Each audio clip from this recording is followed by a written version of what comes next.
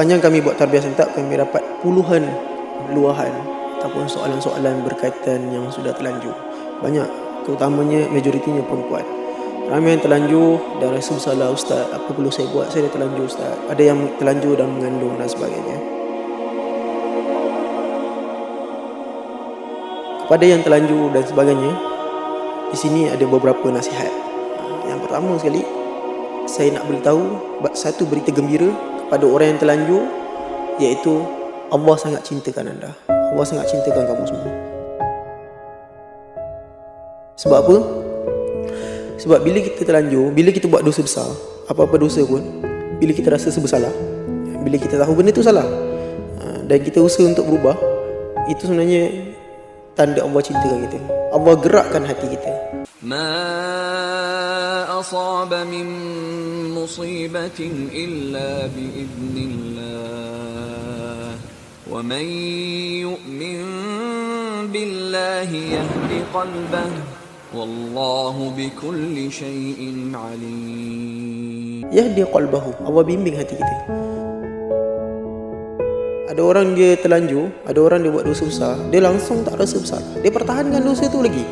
Dia tak rasa bersalah. Bila orang tegur dia, marah balik lalu cakap, kau siapa nak tegur aku, kau pun sama juga. Jadi yang dah terlanjur dan rasa bersalah dan nak berubah, yang pertama rasalah bersyukur kerana Allah masih cintakan kita. Allah tak abaikan kita. Allah bantu kita, Allah gerakkan hati kita untuk berubah.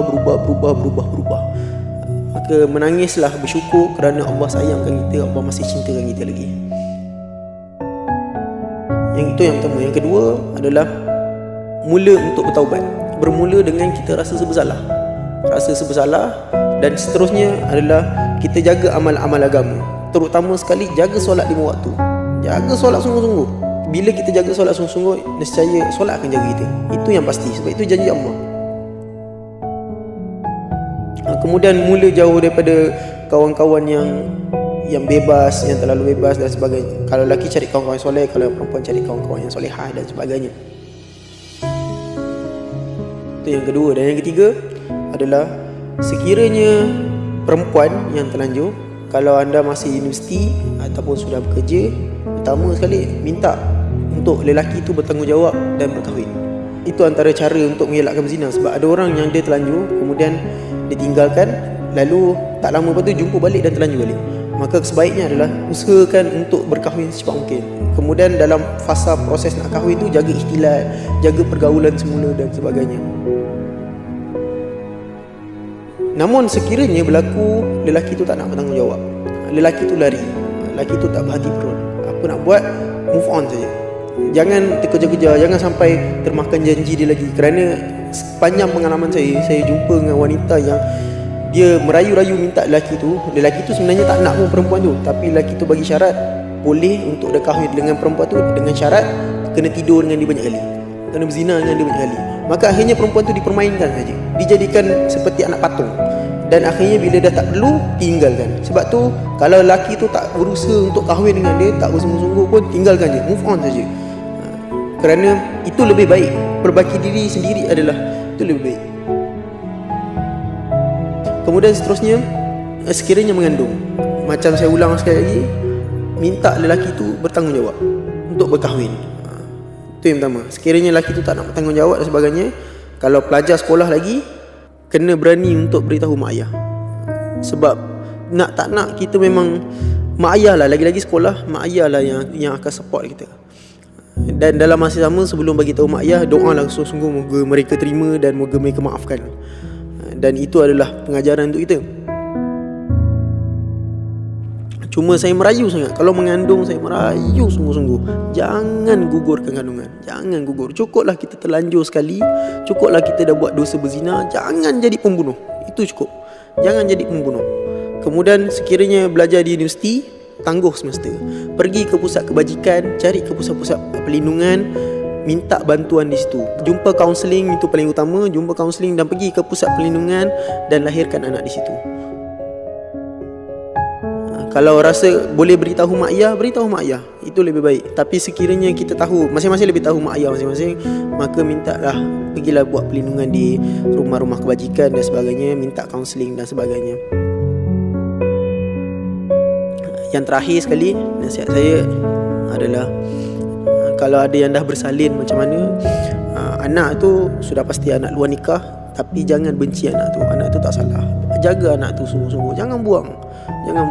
Kita takut satu hari dia tuntut kita di padang mahsyar nanti.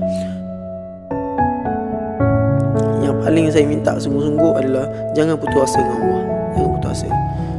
Mungkin kita terlanjur, Allah selalu bantu kita. Allah selalu pandang kita. Walaupun mungkin kita bertaubat, orang lain semua lihat keburukan kita.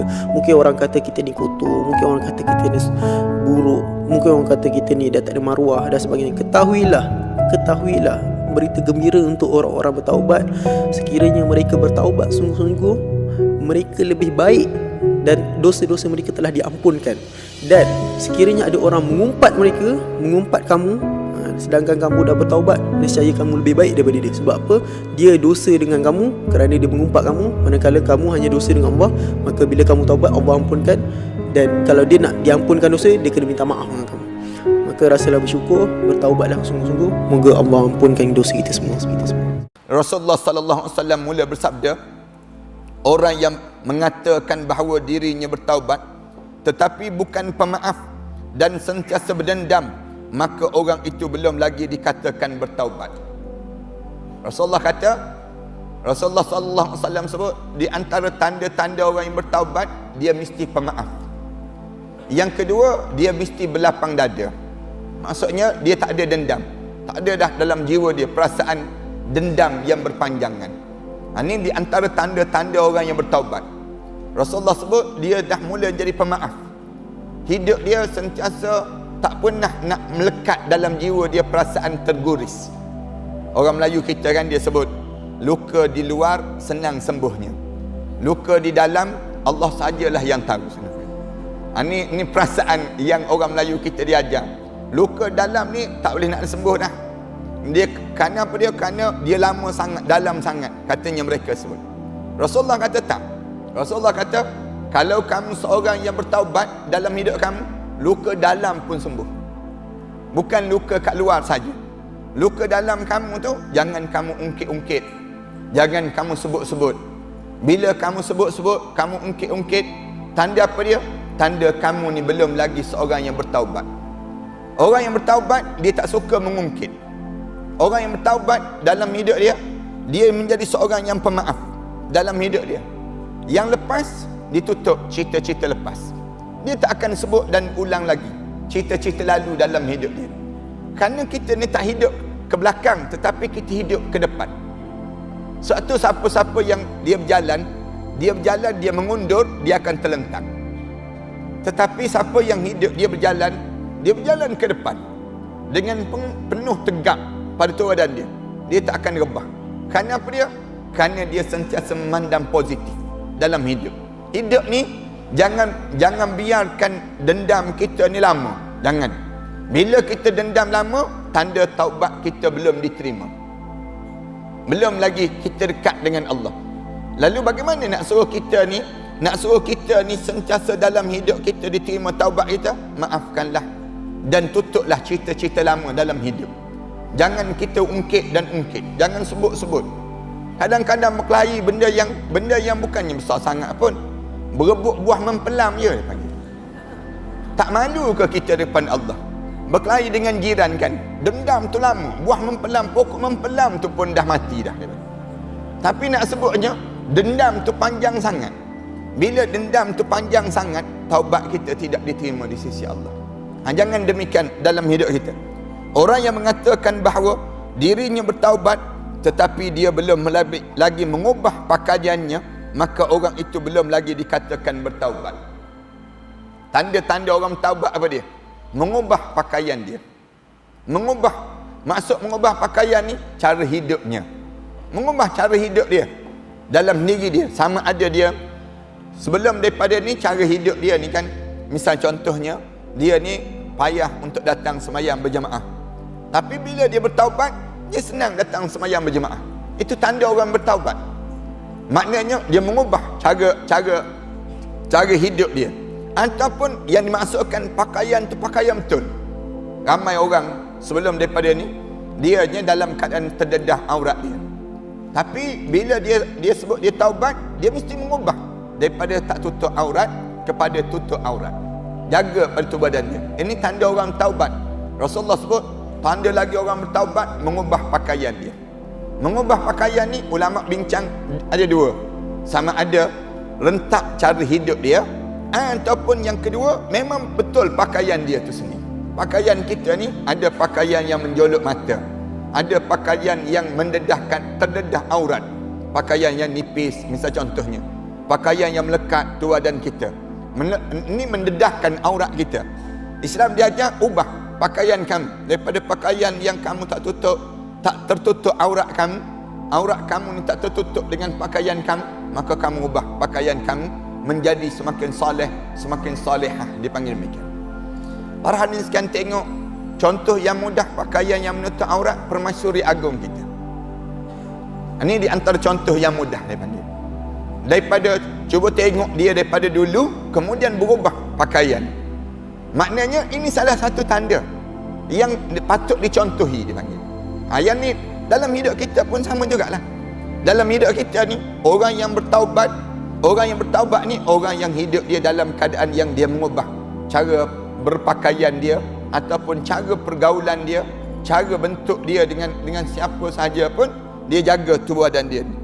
Kemudian orang yang mengatakan bahawa dirinya bertaubat lagi tetapi dia belum lagi mengubah majlisnya, kawan-kawan dia, maka orang tersebut belum dikatakan bertaubat. Yang ketiga, Rasulullah kata orang yang bertaubat ni dia mesti mengubah kawan-kawan dia, kawan-kawan yang dia sentiasa bersama dengan mereka semua. Jangan duduk dalam WhatsApp group yang tak baik. Masukkan dalam grup WhatsApp group Mardiyah ni senang kita. Maknanya kita masuk yang disebut oleh Abang Jai tadi, bagi tahu pada kita tadi, ni ada grup WhatsApp yang baru, yang bagus-bagus masuk. Manakala grup WhatsApp yang buruk-buruk tinggalkan, left grup tersebut. Jangan duduk dengan mereka. Fala taqudu ma'ahum hatta yakhudu fi hadisin ghairi. Jangan duduk bersama dengan grup-grup yang merosakkan, sehinggalah mereka mengubah diri mereka menjadi semakin dekat dengan Allah. Allah dah pesan dah, innakum idzam mithluhum. Kalau kamu duduk juga dalam grup WhatsApp yang demikian, kamu sebahagian daripada mereka. Jangan kita duduk demikian. Zaman kita ni, kalau kita ada orang yang nak jadi friend, masuk dalam friend list kita, di kalangan dalam Facebook ke, dalam Instagram ke yang buruk-buruk, tengok dia kalau dia merosakkan wall kita, merosakkan yang disebut dengan apa dia, dinding-dinding dalam Facebook kita dan Instagram kita, remove mereka cepat-cepat. Jangan biarkan mereka berada di kalangan dipanggil dalam grup kita ni sendiri. Kerana kalau tidak, kita sebahagian daripada mereka tersebut. Allah pesan demikian pada kita. Rasulullah pun pesan, jangan berkawan dengan orang yang tak baik. Jika kamu berkawan dengan mereka tersebut, nescaya kamu akan jadi sebahagian daripada kalangan mereka.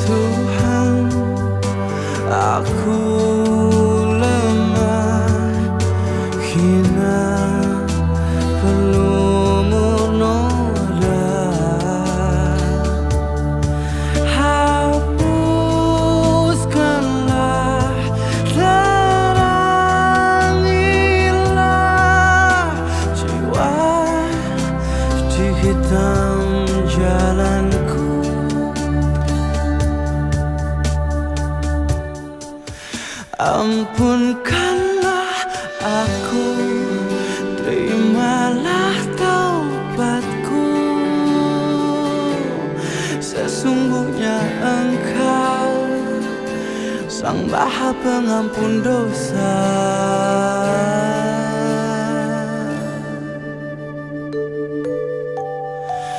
Ya Rabbi, izinkanlah aku kembali padamu. Meski mungkin takkan sempurna, aku sebagai hamba-Mu.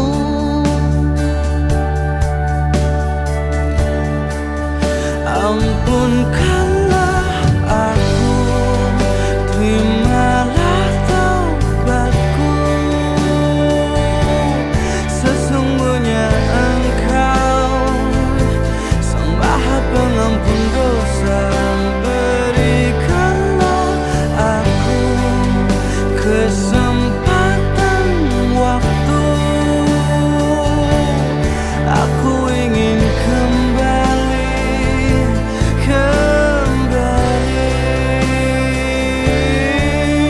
dan meski tak layak sujud padamu, dan sungguh tak layak aku. Ampunkanlah aku, terimalah taubatku. Sesungguhnya Engkau Sang Maha Pengampun dosa. Berikanlah aku kesempatan waktu. Aku ingin kembali kepadamu. Ampunkanlah aku, terimalah taubatku. Aku ingin kembali kepadamu. Ampunkanlah aku.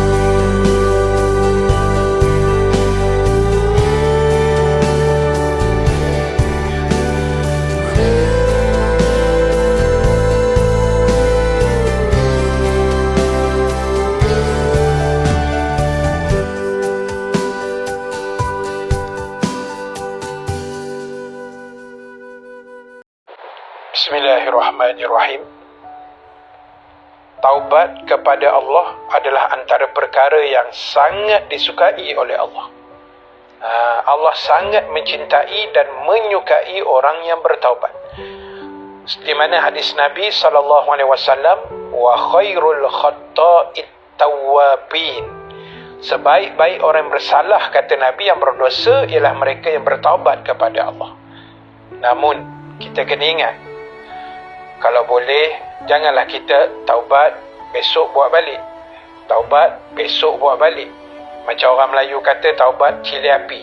Masa pedas tu, taubat dah aku tak makan. Besok jumpa sambal balik, baham balik. Jangan buat macam tu. Seolah-olah macam kita bermain-main dengan Allah. Taubat ni kena bersungguh. Kena nekat. Kena azam. Dan jangan lupa doa minta Allah ampunkan kita.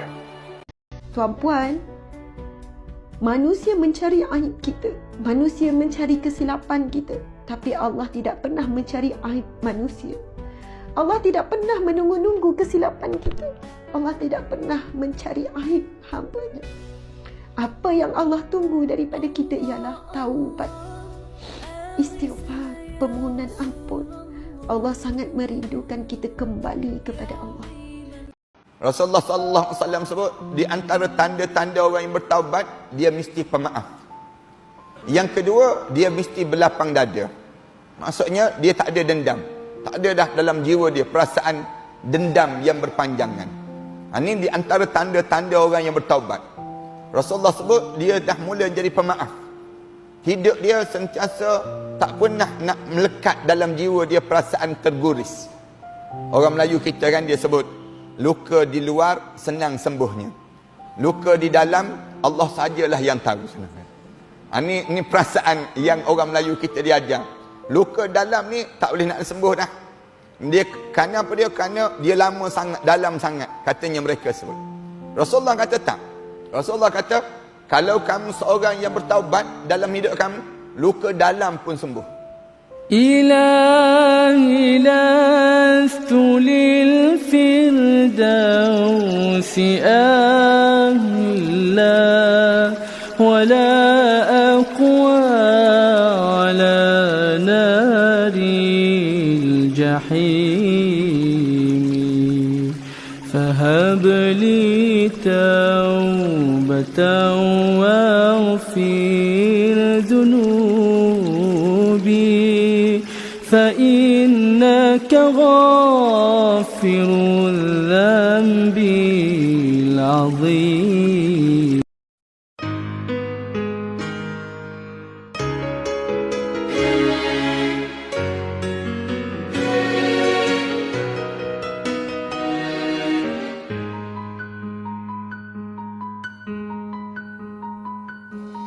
Hati hibah mengenangkan dosa-dosa yang ku lakukan. Oh Tuhan Maha Kuasa, terima taubat hamba berdosa.